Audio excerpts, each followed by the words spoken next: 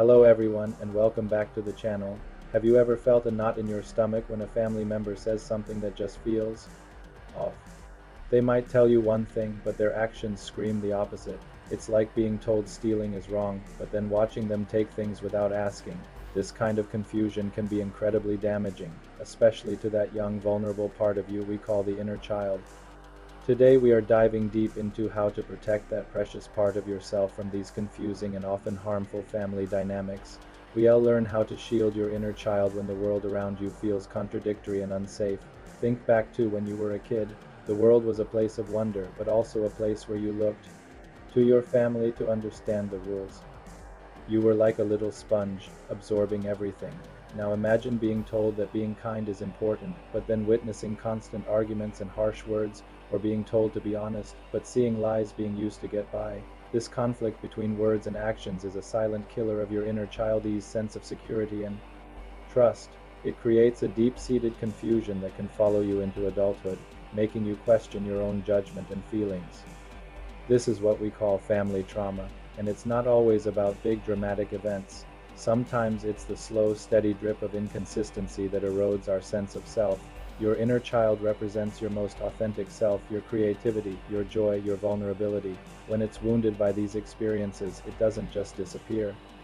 It hides. This can manifest in adulthood as anxiety, a fear of intimacy, a constant need for validation, or even self-sabotaging behaviors.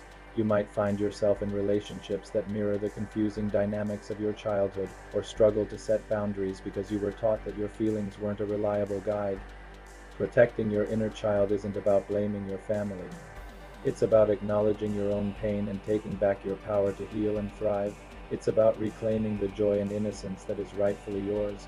So how do we begin this journey of protection and healing?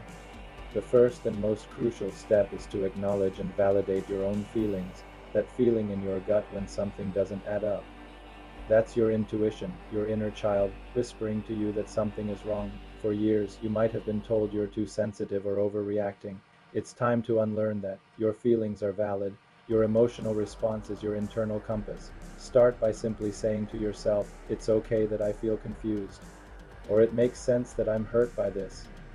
This simple act of self-validation is incredibly powerful. It's like giving your inner child a warm hug and saying, "I hear you, I believe you, and we're going to get through this together." The next step is creating healthy boundaries. Boundaries are not walls to keep people out. They are fences to protect your own well-being. This can be challenging with family, but it is essential. A boundary might be as simple as changing the subject when a conversation becomes toxic.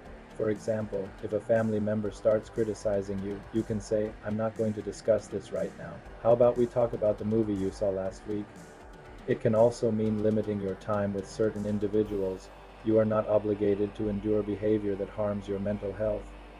Remember, setting a boundary is not an act of aggression. It's an act of self-preservation. It's you, the adult, stepping in to protect your inner child from further harm. Now let's talk about nurturing. Your inner child needs more than just protection. It needs care, love, and play.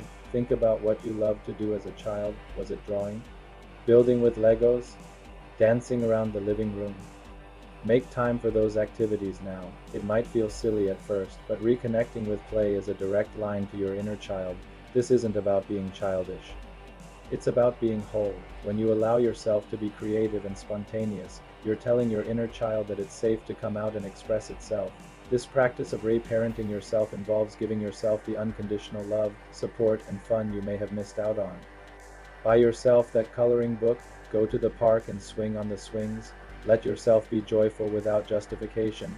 It is also incredibly helpful to build a chosen family or a strong support system outside of your family of origin. Surround yourself with people who see you, hear you, and respect your boundaries. These are the people who will validate your feelings without question and celebrate your authentic self. When you have a solid support network, the confusing messages from your family lose their power. Your chosen family becomes a new mirror, reflecting back to you that you are worthy, you are loved, and your feelings matter. This doesn't mean you have to cut off your family completely, but it does mean you have a safe harbor to return to when the waters get choppy. One of the most profound strategies is to learn to trust your own reality. When your childhood was filled with mixed messages, it's easy to doubt your own perceptions. You might find yourself constantly seeking external validation, asking others, "Was that weird? Am I crazy for feeling this way?" The healing journey involves learning to become your own anchor. A great way to practice this is through journaling. Write down what happened and how it made you feel without judgment. Over time, you'll start to see patterns and trust your own interpretation of events. You are the expert on your own experience.